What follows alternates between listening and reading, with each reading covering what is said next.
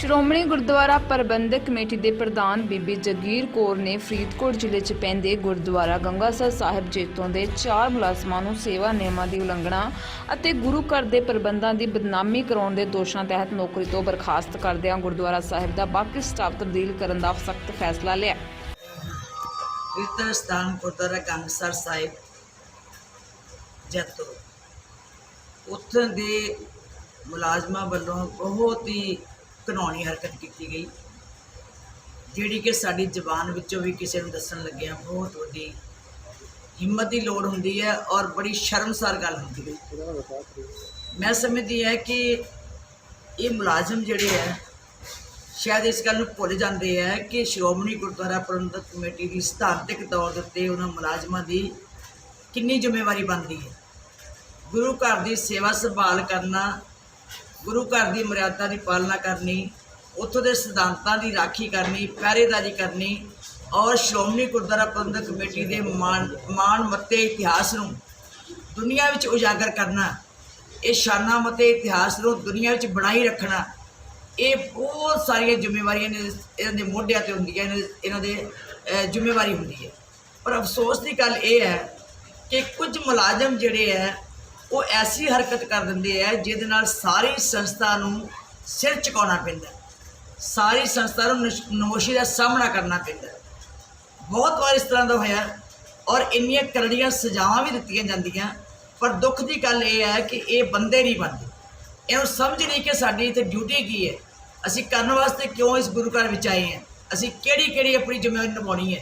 ये सारिया निज़मां दी सारिया जिम्मेवारियां दी जो कोई अनैतिकता की जिम्मेवारी करता है वो सारी जिहड़ी है कार्रवाई नूं देखदियां होइयां कल जो गुरुद्वारा गंगसर जैतो विखे साडे जिहड़ा उत्थे दा मैनेजर सीगा कुलविंदर सिंह, जो उन्हें अपनी जिम्मेवारी नूं नहीं समझिया, जिन्हें जिम्मेवारी च कोताही की है, जिन्हें जिहड़ा कोई उत्थे गैर सिद्धांतक गैर कानूनी और अश्लील हरकतां वाला जो उत्थे कार्रवाई हुई है उन्होंने दबाई रखिया, साढ़े तक नहीं पहुँचाया, उहदे करके जिथे उन्होंने डिसमिस किया जाता, उन्होंने वेला किया जाता, उत्थे जिहड़ी एक कानूनी हरकत करने वाले जिहड़े 3 मुलाजम सन, जिन्हां दे विच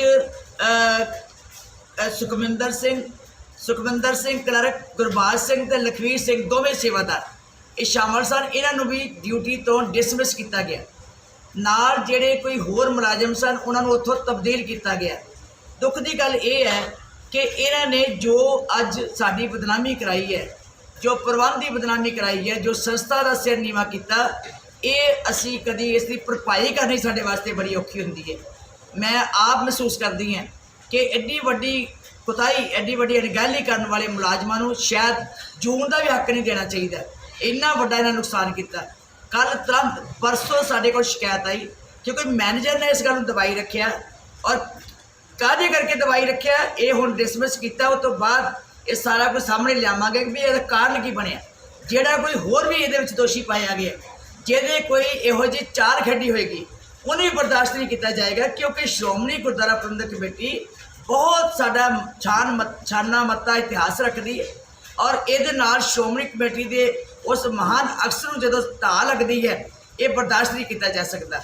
कल ही सानू जो परसों उतो एक वफद आया, उस वफद ने लिया के सानू जो शिकायत की इमीडिएट उन्होंने, क्योंकि साडी पहली कार्रवाई होंगी शिकायत उत्ते कि सस्पेंड करके तुरंत उसकी कार्रवाई वास्ते उतों निरीक्षण किया जाए, पड़ताल किया जाए। कल ही साडे फ्लाइंग स्क्वाड वाले उत्थे मुलाजम पहुँचे, उन्होंने रिपोर्ट बना के दी और मैं धन्यवाद करती उस इलाका निवासियों का, नगर निवासियों का, उन्होंने बड़ा बड़ा साथ दिता। उन्होंने आप विच होके वो सारिया कोताहियां देखिया भी और उन्होंने साडे सामने रखा भी और किसी की उन्होंने परवाह ना करदे होया परचा दर्ज कराउण विच साडी सहायता की और आप बयान भी दिते है। मैं वो बीबी एक साडी सीगी उत्थे, उन्हें बड़ा रोल अदा किया, भावें उन्होंने सट वजी, पेन लगी, उन्होंने मन पीड़ा हुई है, उन्होंने भावना में सट वजी, तो वो जो उत्थे कल्पे भी है उत्थे उन्होंने धरना भी दिता। मैं समझदी है कि उन्होंने सानू मदद की है कि असीं उन्होंने उत्ते ये सारी कार्रवाई करने विच तुरंत इनू असीं इंप्लीमेंट किया जाए। सो मैं उन्होंने धन्यवादी है संगत की ਜਿਨ੍ਹਾਂ ਨੇ ਉਸ ਕਾਰਵਾਈ ਤੋਂ ਸੰਤੁਸ਼ਟ ਹੋ ਕੇ ਕਿ ਚਾਰੇ ਅਸੀਂ ਮੁਲਾਜ਼ਮ ਜਿਹੜੇ ਸਨ ਜ਼ਿੰਮੇਵਾਰ ਉਹਨਾਂ ਨੂੰ ਅਸੀਂ ਵਿਹਲਾ ਕੀਤਾ, ਬਰਖਾਸਤ ਕੀਤਾ, ਡਿਸਮਿਸ ਕੀਤਾ ਤੇ ਬਾਕੀਆਂ ਨੂੰ ਤੋਂ ਬਦਲੀ ਕੀਤੀ। ਔਰ ਅੱਜ ਹੀ ਨਵਾਂ ਜਿਹੜਾ ਸੀਗਾ ਮੈਨੇਜਰ ਉੱਥੇ ਭੇਜਿਆ, ਪੂਰਾ ਸਟਾਫ ਭੇਜਿਆ ਤਾਂ ਜੋ ਪ੍ਰਬੰਧ ਸੰਭਾਲ ਲੈਣ। ਮੈਂ ਸਾਰੀ ਸੰਗਤ ਕੋਲੋਂ, ਕਿਉਂਕਿ ਇਸ ਕਾਰਵਾਈ ਦੇ ਨਾਲ ਕੱਲੀ ਜੈਤੋ ਦੀ ਸੰਗਤ ਦੀ ਨਹੀਂ, ਕੱਲਾ ਸ਼੍ਰੋਮਣੀ ਕਮੇਟੀ ਦੇ ਮੁਲਾਜ਼ਮਾਂ ਦਾ ਨਹੀਂ, ਕੇਵਲ ਐਜ਼ ਏ ਮੁੱਖ ਸੇਵਾਦਾਰ ਮੈਨੂੰ ਹੀ ਨਹੀਂ, ਹਰ ਇੱਕ ਦੇ ਮਨ ਨੂੰ ਪੀੜਾ ਹੋਈ ਹੈ, ਹਰ ਇੱਕ ਦੀ ਭਾਵਨਾ ਨੂੰ ਠੇਸ ਪਹੁੰਚੀ ਹੈ। ਕਿਉਂਕਿ ਸਾਰਿਆਂ ਦੀ ਆਸਥਾ ਜਿਹੜੀ ਹੈ ਇਹ ਧਰਮ ਨਾਲ ਜੁੜੀ ਹੋਈ ਹੈ। ਸਾਰਿਆਂ ਦੀ ਆਸਥਾ ਉਸ ਮਹਾਨ ਪਵਿੱਤਰ ਅਸਥਾਨ ਨਾਲ ਜੁੜੀ ਹੋਈ ਹੈ ਜਿਸ ਪਵਿੱਤਰ ਅਸਥਾਨ ਦੇ ਉੱਤੇ ਘਿਨੌਣੀ ਹਰਕਤ ਕੀਤੀ ਗਈ ਹੈ। ਇਹਨਾਂ ਨੂੰ ਕਦੀ ਬਖਸ਼ਿਆ ਨਹੀਂ ਜਾਏਗਾ ਔਰ ਨੌਕਰੀ ਤੋਂ ਤੇ ਵਿਹਲਾ ਕੀਤਾ। ਨਾਲ ਨਾਲ ਅਸੀਂ ਪਰਚਾ ਦਰਜ ਕਰਾਇਆ।